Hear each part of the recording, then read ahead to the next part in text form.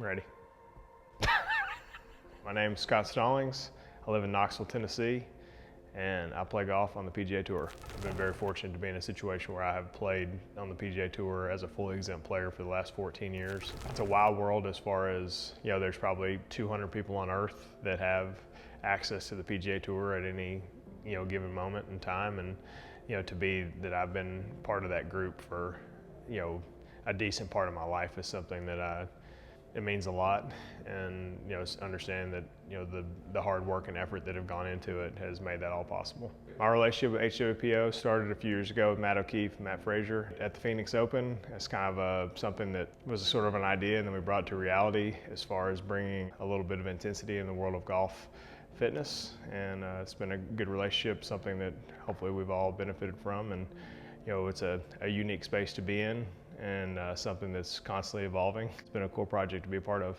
Hard work pays off, kind of matches up with everything that I sort of found myself as a part of my second half of my career. I was someone that I showed up with what I had, and there was work ethic there, but it wasn't necessarily appropriate to probably what I needed to do to sustain a career on tour. And then I sort of had that wake up aha moment like 2015, 2016, and realized man, if I don't make some changes, this is all gonna go away. It was way more life than golf, and golf sort of seemed like a second chance. And understanding that you get one life, one body, one opportunity. I was in a doctor's office at UCLA, and I was being tested for autoimmune, and they thought I had Addison's, or a couple different variations of some autoimmune, and I was with the endocrinologist. And basically after being tested for like a 24-hour period, he looked at me and he said, "You have a lot of little things that all happened at one time." And he said, "These are mostly behavioral and maybe a little bit of attention to detail." And he said, "All these can be fixed." But basically looked at me and like, "You caused this." I called my wife. There's some version of me on whatever road outside of UCLA Medical Center that the old version is sitting there just wondering how he got to that point in his life. Talk about a moment of brokenness and humility. I was kind of going there looking for that magic bullet, the pill, man, this guy's gonna give me this and everything's gonna kind of, auto-correct, and I'm not really gonna have to claim responsibility for a lot of different things. It's maybe not my fault. Then literally one of the country's best endocrinologists looked at me as "Yeah, you did everything to cause this." It was very humbling, and a lot of time to really look, and I was a guy that deflected and didn't really claim responsibility for a whole lot of different things. And you have a guy look you dead in the eye across his desk, and he's like, "Well, at some point we're gonna find what caused all this." And then ultimately found out that it was my responsibility and my fault the entire time. That moment I will never forget.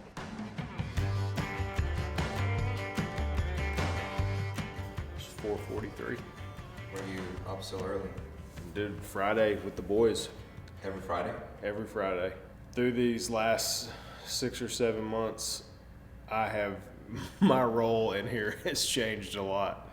From a guy that I stepped for 3 months with my arm brace on.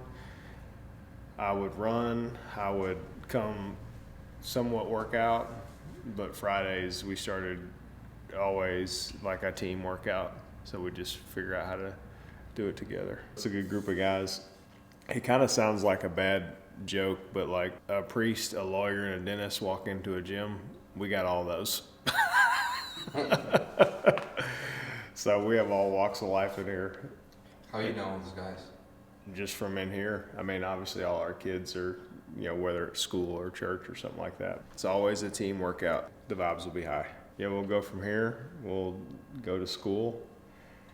Then we'll go to a couple PTs. We got a little hike in there, and then a nighttime run, and then dinner. And it's a long time from now. This is Barney. This is our gym mascot. Our little friend. We lost the soldier. Tell the story. Brandon almost got in the cold tub with a dead squirrel.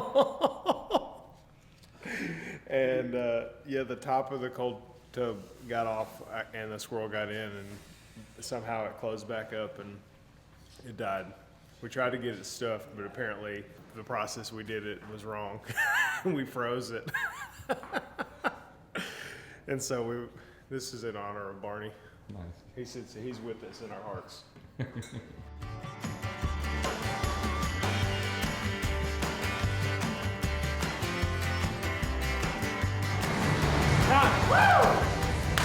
Gym's done, sauna time, shower, school, PT. Good start to the day. I didn't rest well. I played golf all the time. I'd play 6 weeks in a row, take one day off and go right back to it. It was just hammer the gas and, throw out the brake and, really don't do anything to put gas back in the tank and just hopefully the car stays together. And that was kind of how I lived.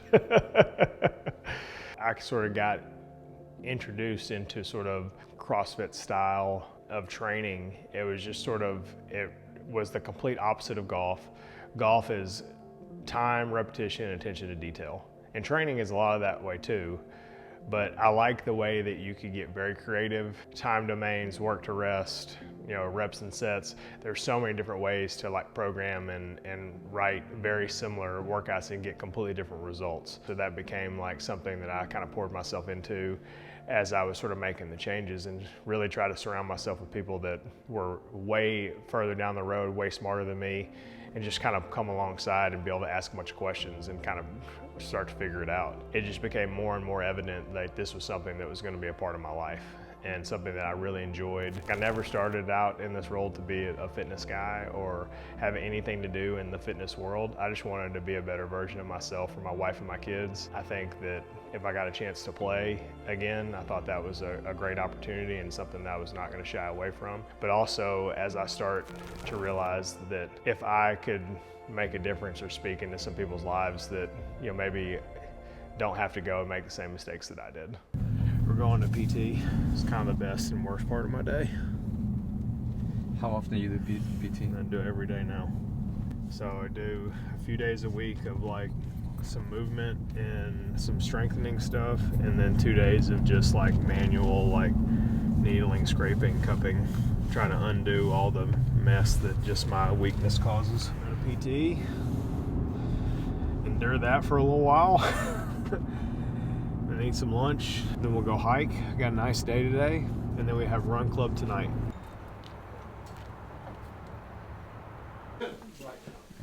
It's gonna be great. There you go. He'll be right with you. This is Carlos. Hey, Carlos. Hey, Nice I'm to meet you. Paul Michael. Nice to meet you. Nice to meet you. You like the space? You like the little? It's cool. It's pretty fun. Here you go. You hit all you want. Hit him. So you come here every day? Twice a week with Paul. Go for it. Drive. Push, push, push, push, push, push, push, push, push. 85.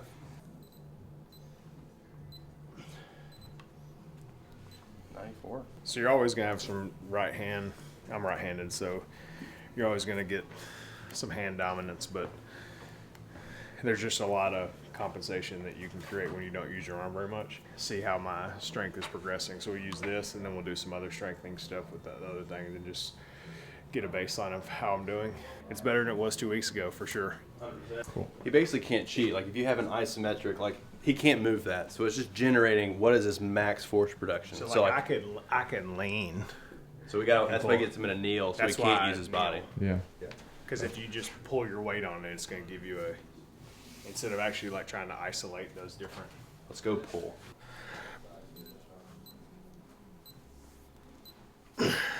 Go even get more turn with your chest. There you go. Yep.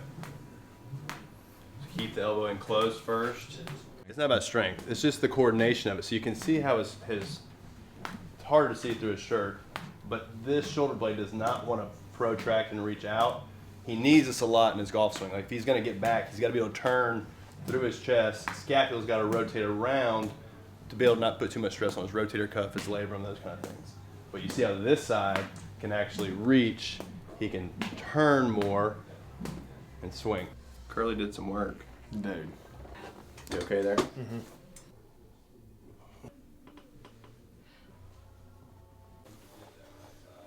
You get it higher when you rotate that neck left. Yeah. Okay. It's just really hard to facilitate rotation in that upper thoracic spine. With load, you're going to feel a little bit better. Let it pull that way. Good. Now twist back left. Don't let the hips move. Turn, turn, turn, turn, turn, turn, turn. Rotate your neck to the right. Turn right. Good. And then take your head left. That is it. Good. And come on back. Good. Come on back. Twist left, twist left, twist left. Head rotate right. Hip up and pull, keeping that shit stand up, up, up, up, up, up, up. There you go. Gonna get harder here. So his rotator cuff strength has improved drastically. The problem is he can't tolerate that load for a prolonged period of time. So as we try to build endurance, and you think about 18 holes of golf, all the load going through his rotator cuff, he can be super strong, but if it can't last for a prolonged period of time, that's the problem. Just easy right there and come back. That's good. We're done with this torture part. Now we're gonna go eat and then go back and try to do some more that I apparently need to get a lot better at. You know, I was very fortunate that I felt like I did get a second chance, but I understand that, you know, if I could be sort of that go-between to kind of help people not fall in the same trap that I did. Because then once people start trying to make the change, it becomes too daunting. I'm gonna eat great, sleep well, drink 100 gallons of water, and they just start creating this huge list that is just completely unachievable. Instead of, man, I'm gonna make one small goal, I'm gonna build off of it, and I'm gonna create a habit, and all those things kind of cascade on the top of each other, and next thing you know, you've completely overhauled your life. Like the lower part of my shoulder, Okay. but more compensating than I thought. Yeah. Talk to me about like this first, and then we'll go like up from there. How Okay. does- It just wants to fold in. Yeah. So I've been doing a bunch of like, and I think that's why. Yeah, it seems like Yeah. Well, it was like the Sounds like we're time to do it like before this crazy. mess. Yeah, true. Alright, girl, I'm gonna pull this up so I can palpate everything. Are You you see okay that there? jumping? Yep. Is Paul working from home today too? Yeah. He was supposed to have a closing at 10 something, but I don't know if they canceled it or if they just decided to do a remote one. Oh It is, my so God. it was gonna be out. It is getting better. Yay! That sucked.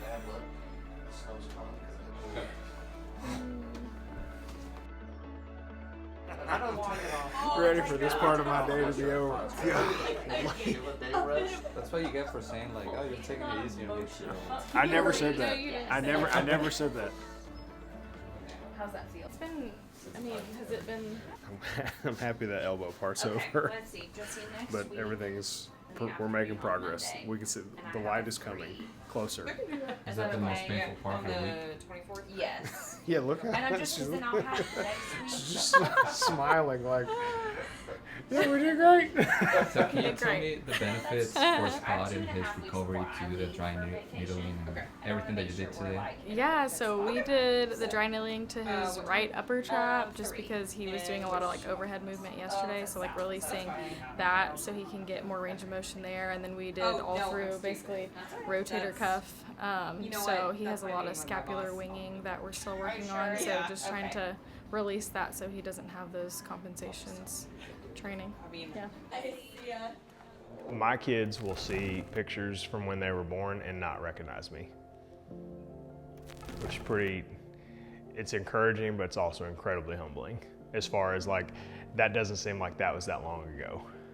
But I mean, legitimately, Millie will look at a picture and be like, that's not the dad I know. And I said, if there's any motivator to keep trying to make and wake up and make, you know, good decisions each and every day, you only need a couple like real honest comments from a child, and you'll figure out like really what's going to get you up and get you moving. And there's actually a couple pictures from when she was real little that she didn't like, because like she's like, that's not the daddy that I know. Man, you want to talk about some real stuff to have to look yourself in the eyes like, man, that was 100% me. Being a parent and understanding that, you know, you're an advocate of change, they don't miss anything. A young guy on tour starting a family, and you start to look yourself in the mirror, it's like, this is not what I thought it was going to be. Not necessarily like better for worse, but it was just like, I'm not the person that I thought I would be in this situation. All right, we're in Knoxville. We're at Idle Hands Tattoo. I'm getting a little tattoo on my elbow, close to my elbow incision for my surgery, and I had my kids write out attitude and effort. 2 words are kind of pretty synonymous with everything I try to be about in my life, and wanted a good reminder. And every time I look at that to, sort of remember all the stuff I've been through this year, first time dealing with injury and kind of overcoming, and having them be a part of it just with the handwriting something I always remember when they're young, and it'd be cool to kind of be a part of this whole process of being able to come back and play. Let's go get a tattoo. I don't think that's bad. You could also rotate it. Where instead of just running across, essentially like pretty much every. I think that's probably an easier way to do it. This is basically what it was like having elbow surgery. It's all flashbacks. Flashback. Yep. I remember when they turned Nobody likes staring into the sun. turned that big. I remember laying there and they were like, all right, count. And I was like, I know what you're about to do to me. I feel good. These shades and catching the vibes.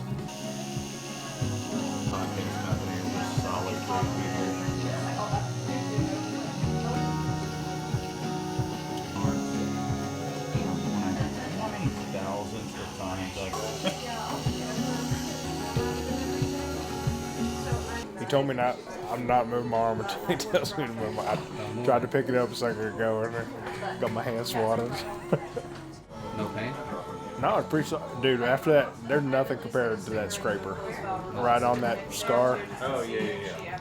Do that over I'd rather do this 100 times in a row than have that scraper. So Jason, how was his client? Good client. Did he move around a lot or no? Didn't move around at all. You may not have been able to catch it with the camera, but there was a single solitary tear I saw roll out of the eye on my side. Just on his side. I always try to my right eye. And then it was a pleasure to meet you. Absolutely. I appreciate it. You guys enjoy it? The day I got injured, it was the first round of the Players. It was the 5th hole. And to be honest, pretty routine fairway bunker shot, sort of like up against the lip a little bit. In the process of, the ball had to get up pretty fast, and the ball comes out, the club doesn't. John looks over, the club is thrown over in the edge of the bunker, and he looks over at me, is like, what just happened? And it all happened so fast, like looking back on it, kind of like slow-mo it in my mind, and you look at it and you're like, man, how in the world did that cause what happened to me? We were at the Players Championship, normal week, of preparation. It's a bit of a chaotic week. I mean, those guys are as focused as they are all year around a tournament like that. It's the biggest prize purse. It's, it's really a prestigious W. It gets you a long way within your career from a status perspective. So it's always like a little bit tighter. I got a message from Justin Irons, who works on the golf program with Scott, as the head coach, that Scott had got an injury or something through a swing.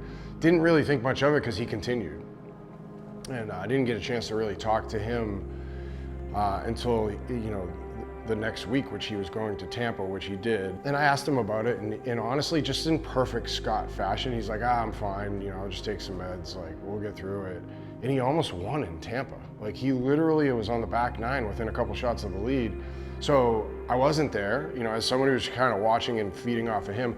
And I know athletes well enough. I dealt with it with Matt. I've dealt with it with everybody we've ever worked with from a coaching or management perspective is,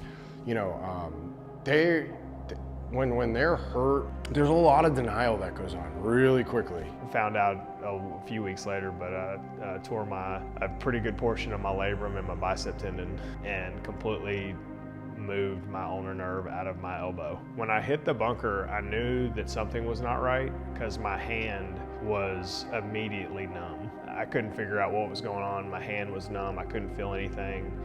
And then just immediately thought it was something in my neck, like I had, pinched something and made it where it wasn't working like it was supposed to, all this and that, and obviously super scary. Every part of thinking that it was in my neck really tied my trap and everything. There was no thought of like real damage. It was just sort of like, hey man, this is real tight. I ended up playing the next day, not well, but it was just continually trying to make it move and everything, as far as we'll just see what happens. Maybe it'll calm down.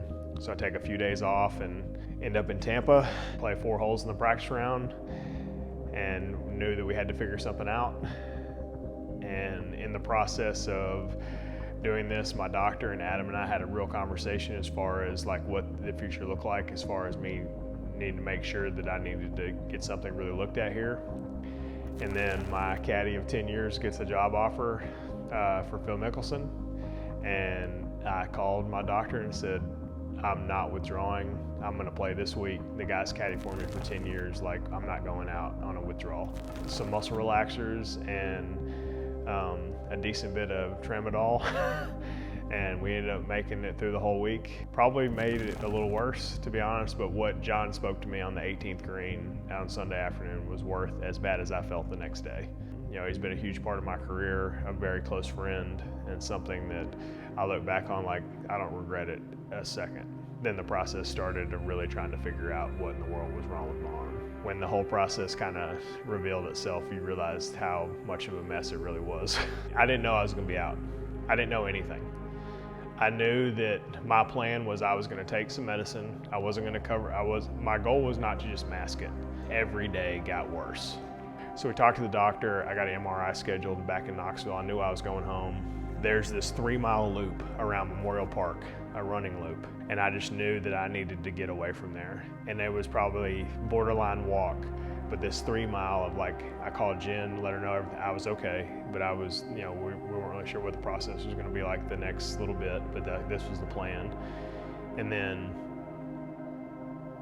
I just went and had like an hour to myself and was like, I just need to get mentally prepared because I have no idea what this is gonna look like. We're here at Meads Quarry in kind of South Knoxville. It's a 1 mile like repeat loop, kind of goes around this big rock quarry. A little known fact, half of the Washington Monument came from right here. You're welcome. How often do you hike after you got hurt? I hiked a lot. I did the entire greenway of Knoxville with the Go Ruck was great. Thankfully they made me a single strapper. It took a bunch of pressure off my shoulder.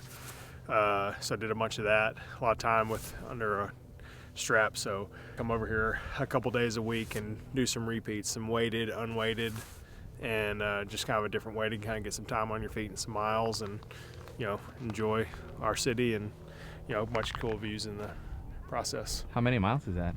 I don't know. We'll see what you're made of. The whole greenway in Knoxville is about 120 miles. It took me about a month. I do like 3 or 4, just depending on what part of town I was in, and go kind of all over. All right, let's go get in the woods.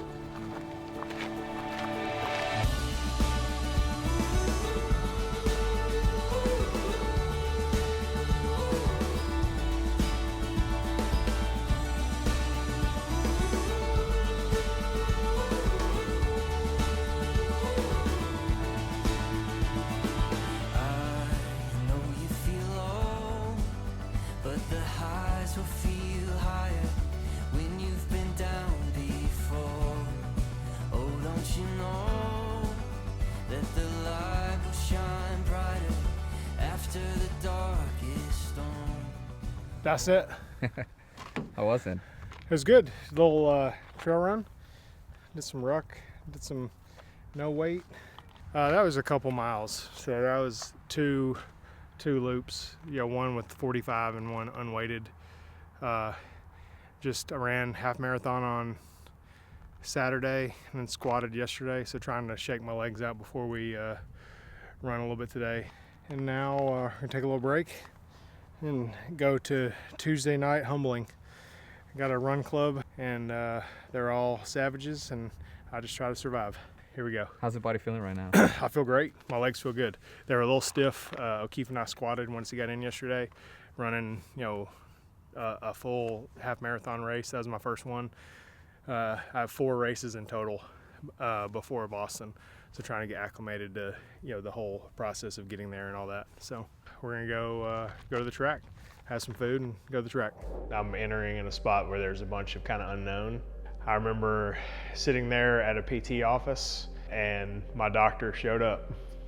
And that's when I knew that the results were not good.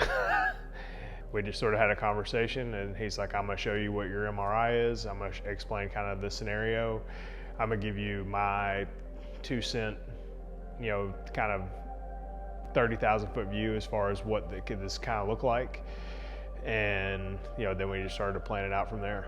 The next month was a lot of education for me, trying to figure out, is there any possibility to avoid surgery? What does rehab options look like? And really try to, almost work the problem in reverse. Like, I knew what probably needed to be done, but I was trying to see if there's any way to, hey man, could I play a few events and kind of see how it does with some PT and everything? And inevitably, with every PT session, I would go and try to hit after, and it would just go right back to where it was because the shoulder just wasn't stable to be able to hold it in position. And it was a very weird conversation because he said, there's 2 people on this earth that can fix this. He said, the Lord and me.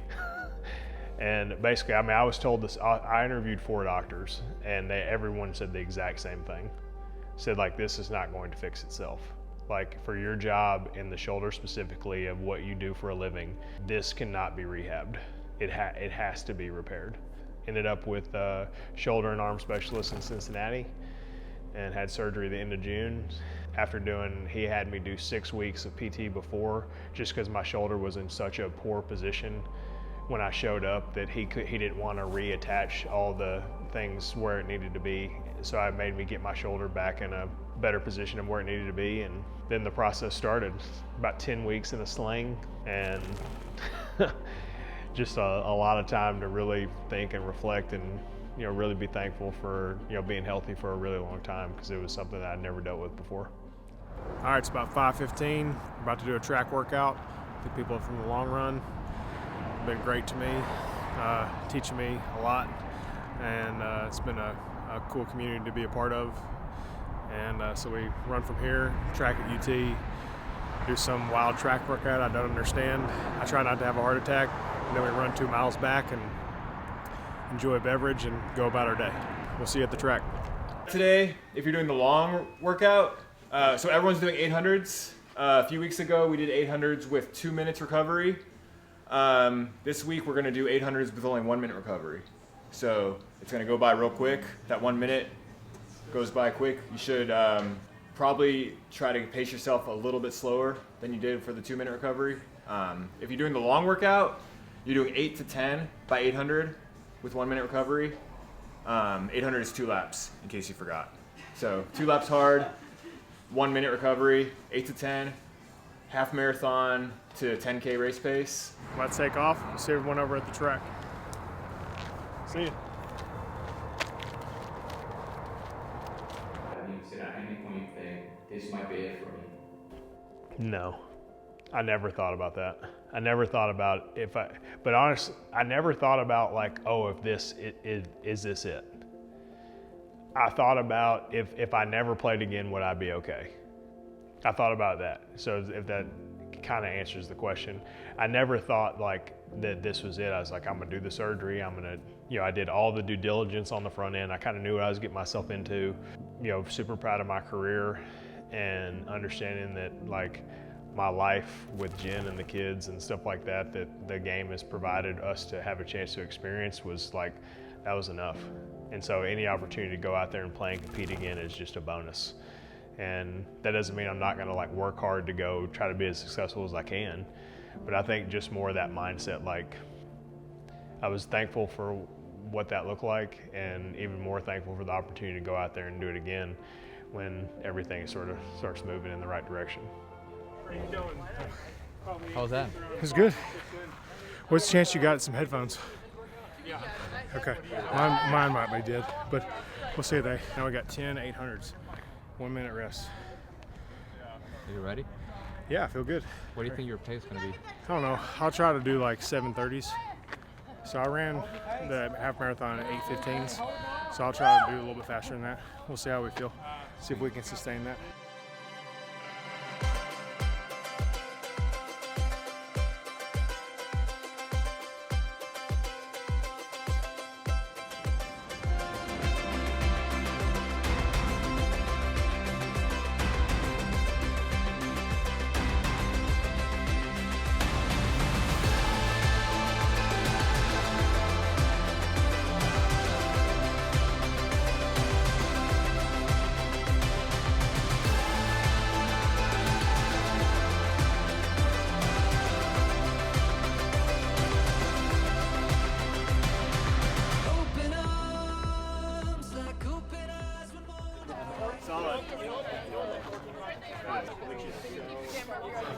Oh yeah, that one. Yeah, that. It's worth it. This has made a huge difference in my running.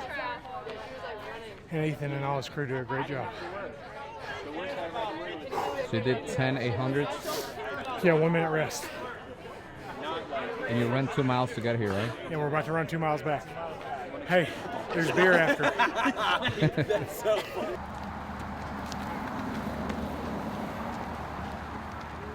Dude, You made it. we crushed. How was that? It was good. Slow. I feel good, man. Vibes so high. Yeah, vibes are high. All right, guys, long day. A lot of activities took place. We're gonna eat some barbecue and be ready to work out tomorrow and play in the snow. I think there's always a little bit of like uncertainty, especially because like, I mean, the game didn't stop progressing. Like the guys are still getting better, they're practicing and everything, but trying to do little things for myself from a mental component, like, you know, helping the UT guys or being around the game in a bunch of different ways. And so just being present where my game, like I still see balls fly in the air even though I'm not hitting them.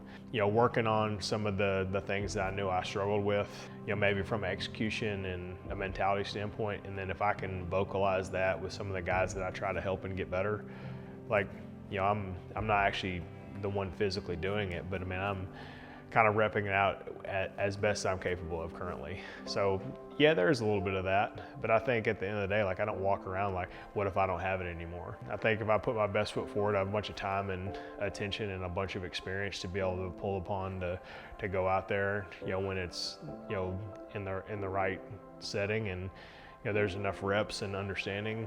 I think that's a part of the process I'm looking to the most, like a true view of reality. Not like false confidence or false arrogance, but a true perspective of this is where I am. It's clear this is not where I want to be, but this is where I am, and I'm gonna have a plan. I'm gonna surround myself with a bunch of people around me.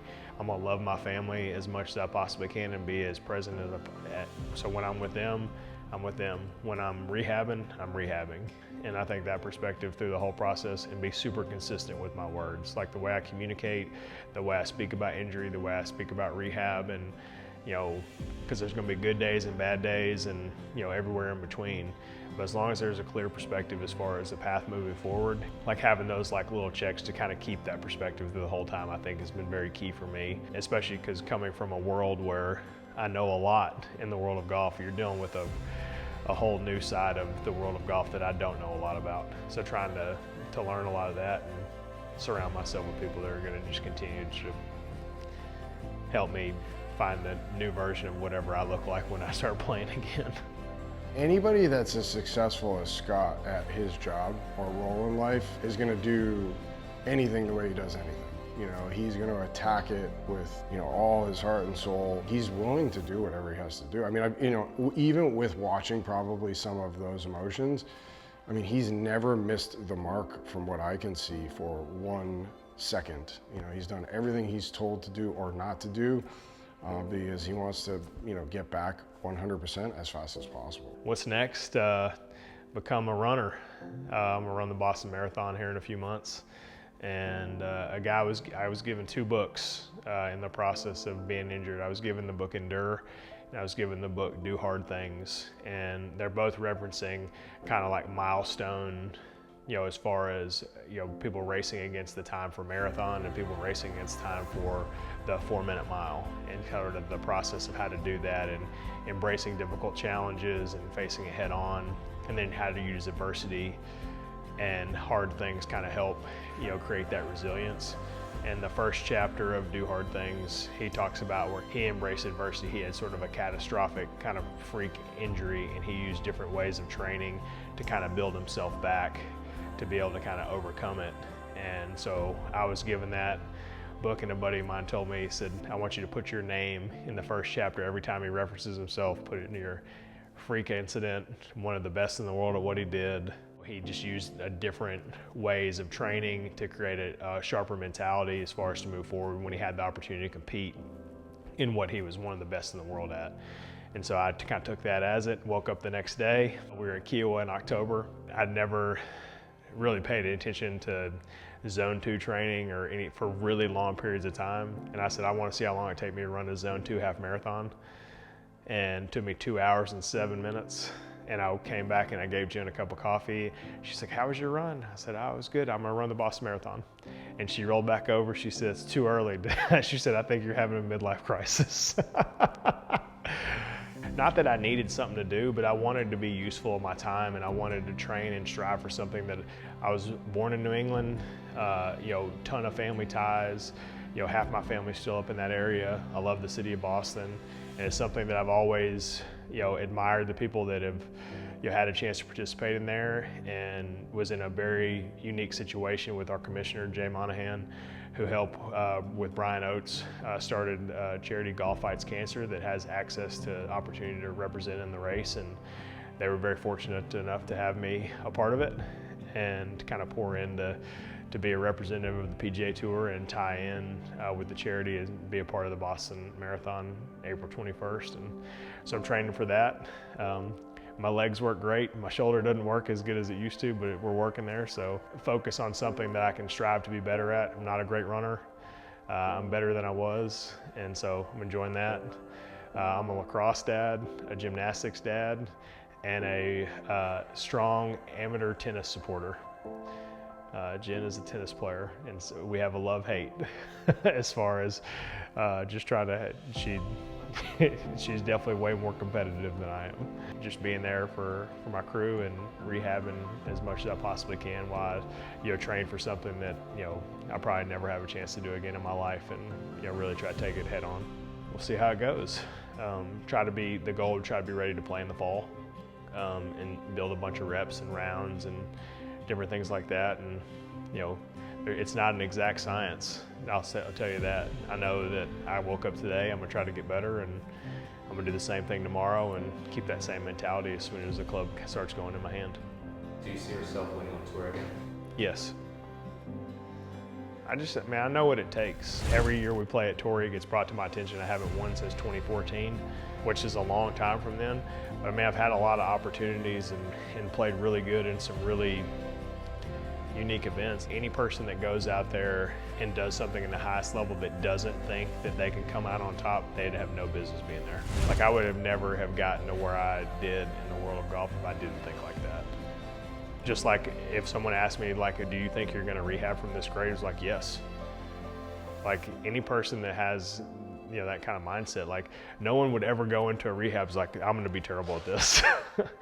And I think that as you start to put yourself back in that sort of competitive mind frame, is like, if I truly pay attention and detail this out the way that it needs to be, like, why wouldn't I come out better on the other side of this? I think Scott will do and can do anything he puts his mind to. The game evolves and it gets harder and tighter, and Scott's still there.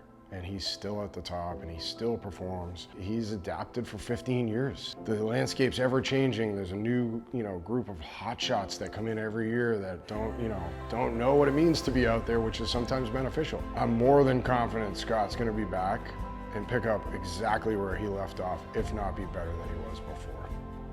The patience and persistence is the toughest part, because you definitely, you want to kind of skip ahead a couple chapters, and there's just no shortcuts in this. I think as long as I kind of keep that perspective, I don't think why there's success on tour would not be a strong option, and something that I for sure am not going to go back out there until I think that is something that could come to fruition.